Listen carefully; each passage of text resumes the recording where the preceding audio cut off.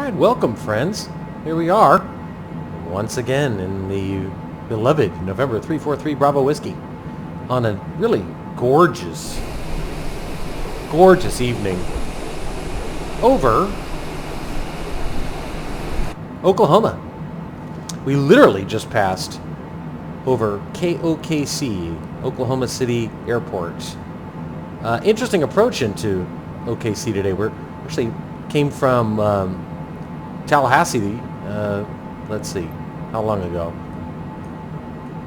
We took off, wheels up, or I started our takeoff roll 2 hours and 1 minute ago.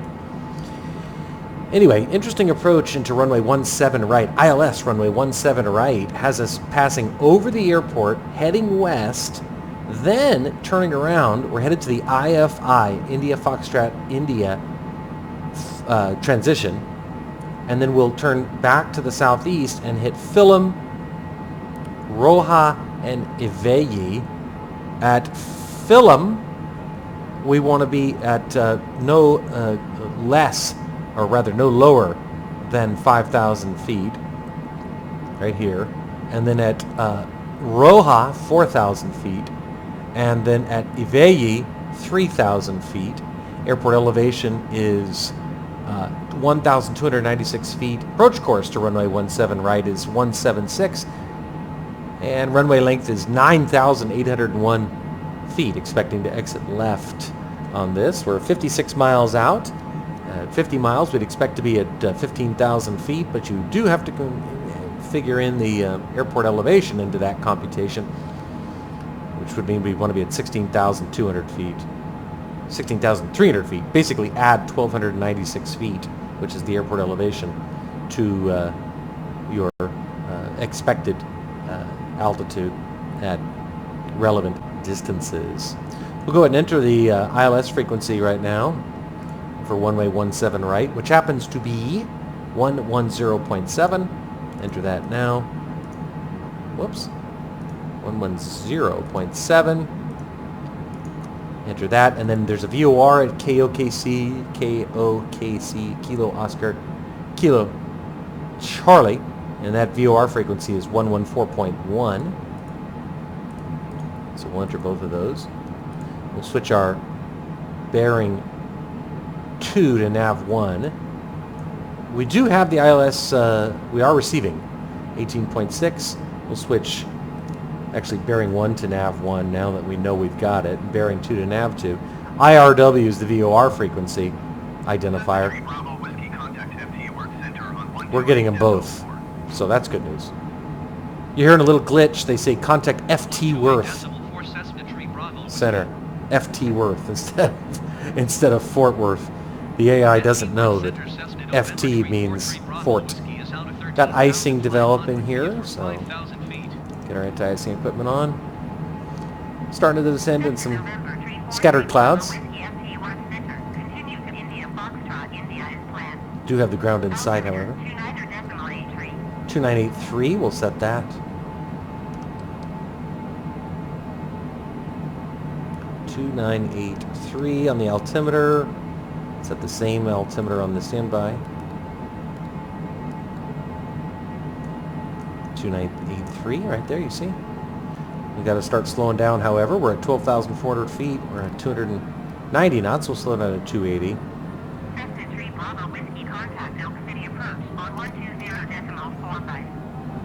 It's amazing how much darker it gets once you dip into those clouds. Really. I mean, shockingly so.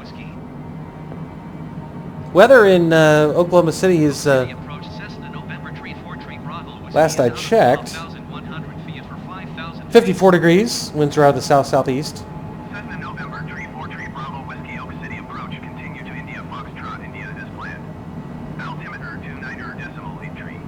Interestingly, we'll turn off our bank limiter now that we're getting ready to start making some big turns. The weather's not, I mean, this is cloudy. These are cloudy skies, and real-time weather shows clear skies. But other than that, hopefully the wind holds. I do not need another tailwind landing. Beautiful skies. Look at this.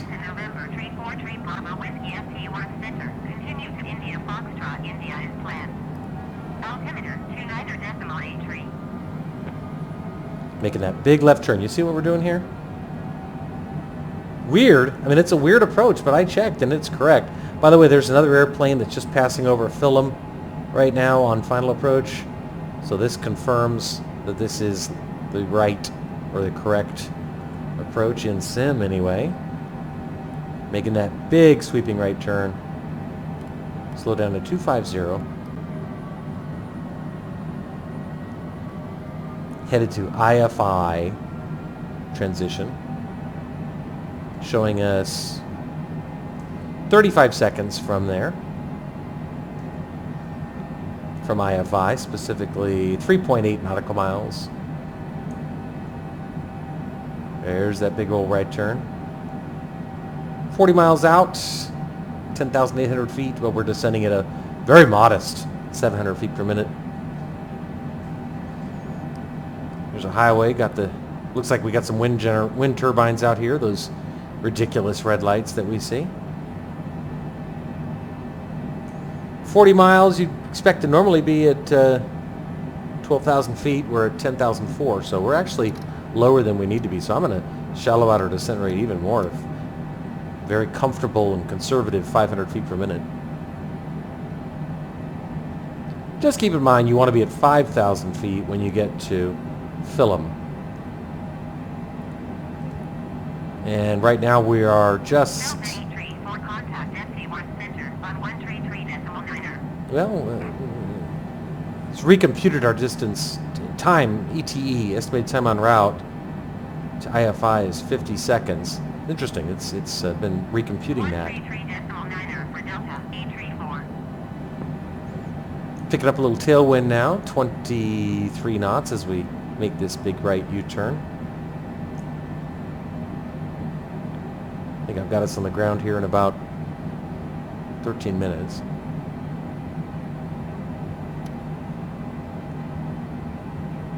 $40 miles on the button, 9,900 feet.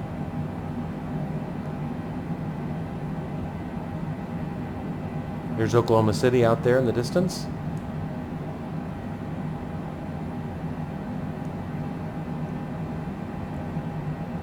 Here comes, okay, so the flight computer's already determined that our next waypoint is Philum. We're 4 minutes, this is useful here. 4 minutes, 41 seconds from Philum. If we're descending at 400 feet per minute at 4 minutes, that'd be another 1,600 feet off of our altitude. And that would put us at 8,000 feet, which is higher than we need to be. November Tree 4 Tree Bravo Whiskey is at 9,700 feet, descending 5,000 feet. So we're going to have to keep an eye on our altitude here. Remember, we know that from Philum to the airport is about 12 miles, 12.7 nautical miles from Philum to the airport. And we further know that Philum is 19.8 nautical miles. So do the math, right? That puts us at about 32 miles left on our route, which is consistent with my ForeFlight app, which is now showing 32 miles left on our route. So if you normally would expect to be at 9,000 feet at 30 miles out, but then you add in the airport elevation of 1,296 feet, we'll say 1,300 feet, then you'd customarily expect to be at 10,300 feet, 9,000 plus 1,300.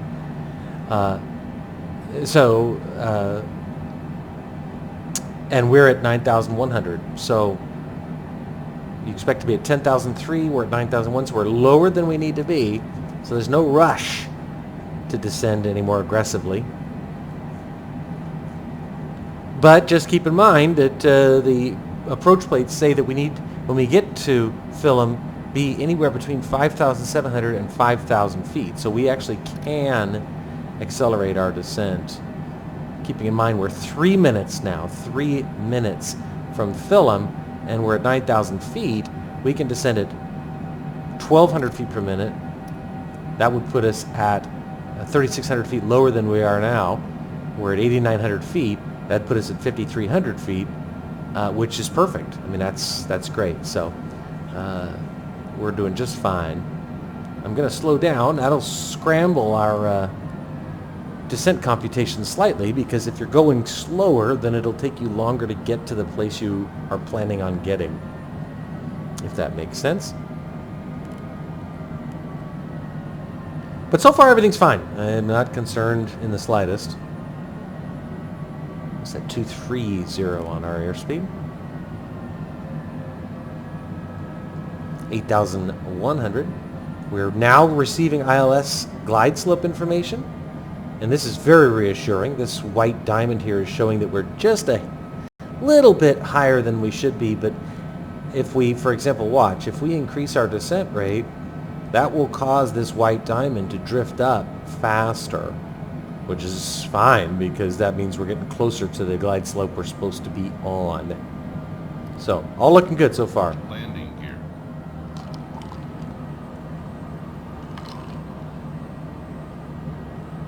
All looking really good so far. Bottom line is this G signifies the glide slope, right?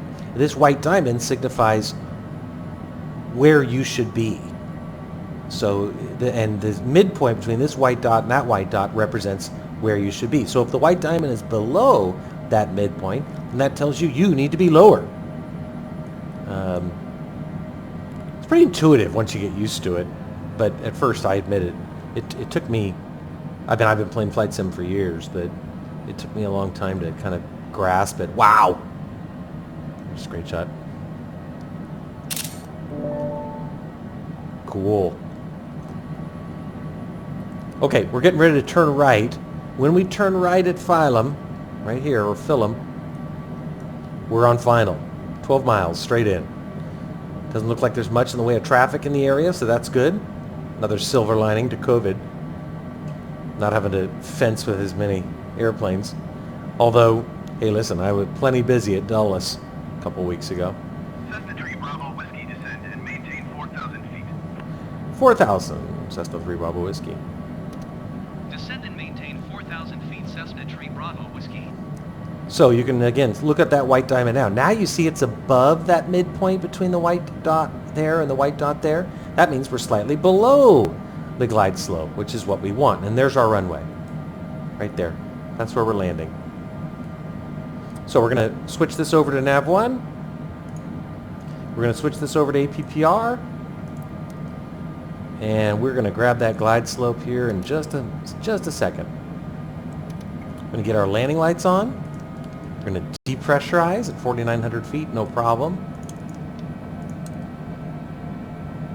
Lined up nicely. You may have noticed, shallowed out our descent rate, which will cause this green, now it's green because we're on the localizer. Slow us down. This green diamond now will start to drift down. Again, this time. Whiskey, you are 12 miles north of Rogers. Contact Rogers Tower on 120.25 when inbound. There's the tower handoff.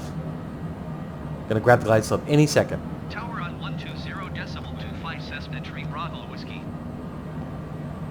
Everything looks fantastic Rogers right Tower, now. Cessna November 343 There, Bravo boom! Whiskey 11 You catch that? north inbound ILS runway GS, we are 17 on the glide slope.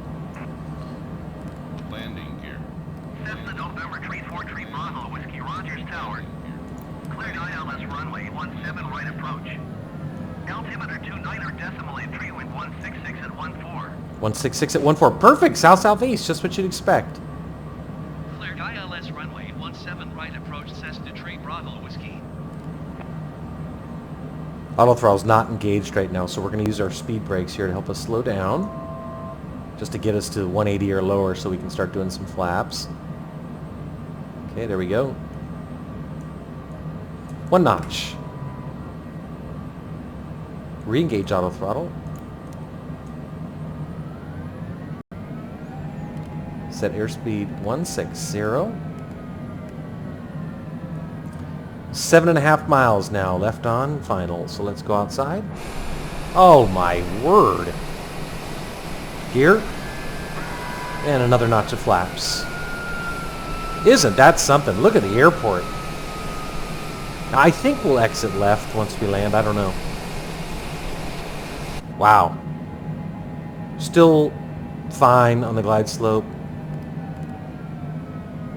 Look outside. Oh my God, isn't that beautiful? Cessna 3 Bravo Whiskey cleared to land runway 17 right. Wind 166 at 14. Cleared land, 17 right, says a 3 Bravo Whiskey. Cleared to land runway 17 right, Cessna 3 Bravo. Full flaps. 140 on our approach speed. Looking really good. Let's disconnect the auto throttle. Outer marker.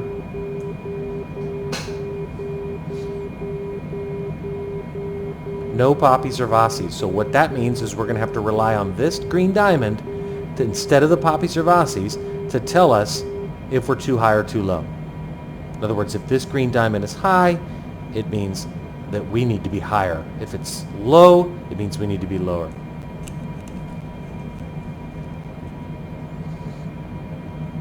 Airspeed's good. 138. Let's get it back up there. There we go. 2 mile final runway 17 right. Winds aloft here are showing 4 knots from this direction. Winds at the airfield are showing 160, kind of like this. Either way, just as yesterday, I don't care because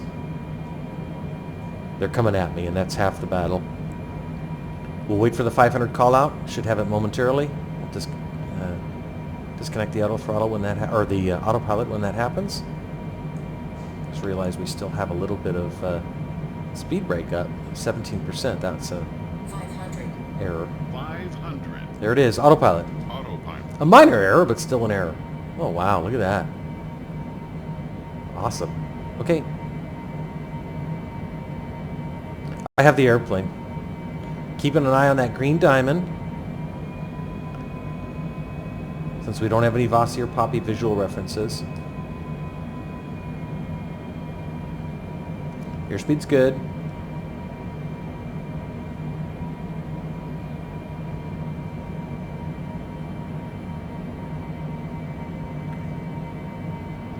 Here we come. 17 right, confirmed.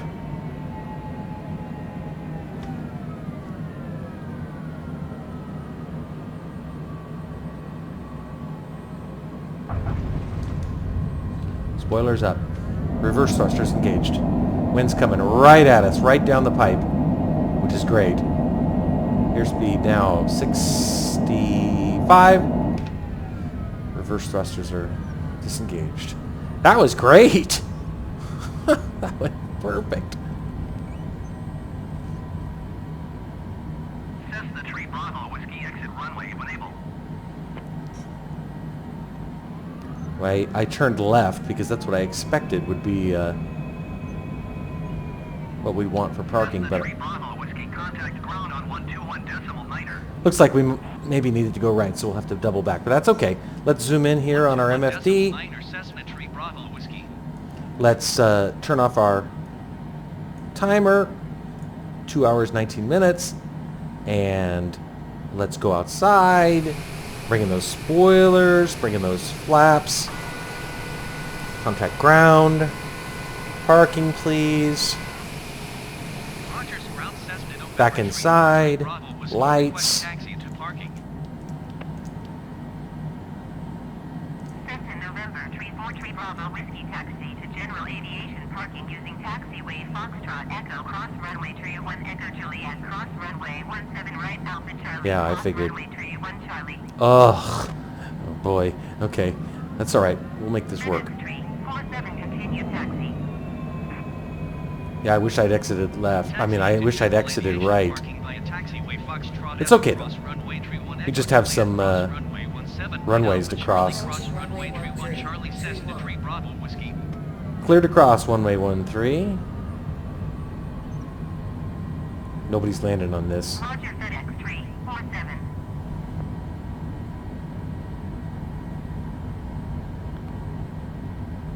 Then we'll, I presume, cross the runway we just landed on.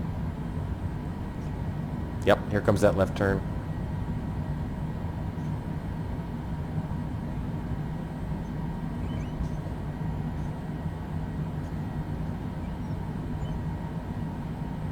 Okay, we're going to cross that same runway. We just... Runway 17 right, 35 left.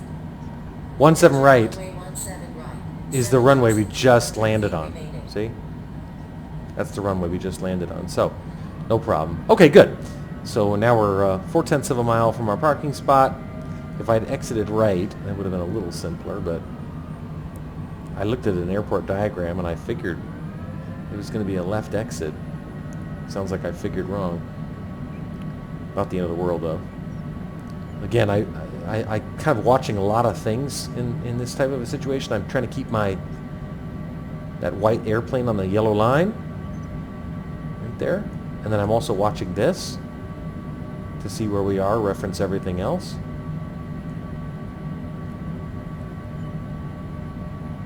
Here's a left turn coming. Use that toe brake to help us make a left turn more precisely. Approaching runway 13. Anyway, welcome to Runway 13's 6,000 feet remaining. that runway right there. That's not an active runway. Anyway, welcome to Oklahoma City. Local time is 6:36. My original estimated arrival time was 6:35 p.m., so I'm pretty happy with that. Now the only question is, how crazy does this routing get as it relates to our parking position? I've seen a lot of blue diamonds, or blue arrows, all this crap. In fact, I'm going to use an executive decision right now.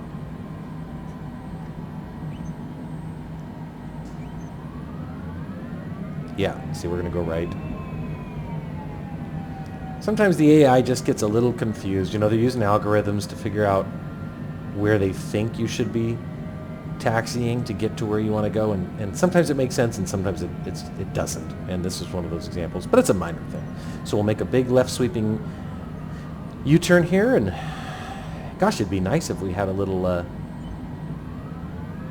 flashlight help today since it's nighttime. But do we? I'm going to use these yellow lines here to assist me in lining up. See this? Oh, we do have flashlight help. Okay, good. Let me turn off the taxi light so I don't blind him.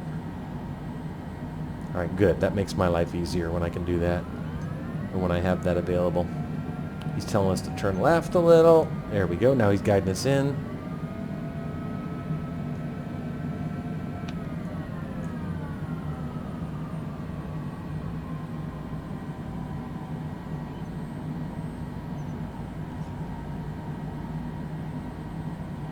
Come on.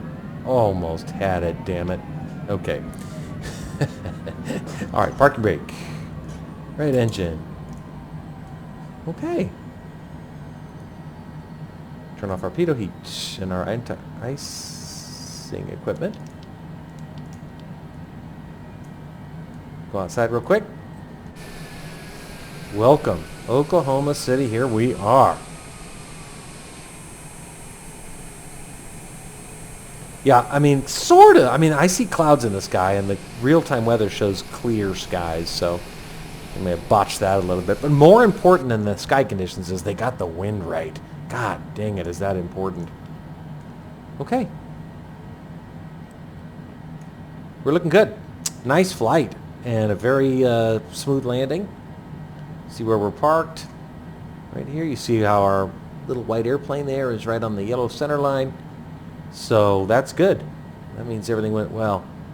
I was actually looking at another way to potentially kill our engines, and that was to stop the fuel flow.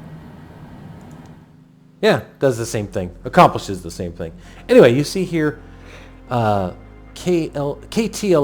Tallahassee, to KOKC. These times, 10:05 p.m., 12:22 a.m., those are UTC, or Greenwich Mean Time. 2 hours, 17 minutes, 40 seconds, wheels up, wheels down. Qualified as a day takeoff and a night landing. Hooray. I'll take those wherever I can get them. Anyway, welcome to Oklahoma City, and thanks for joining us. Have a good one.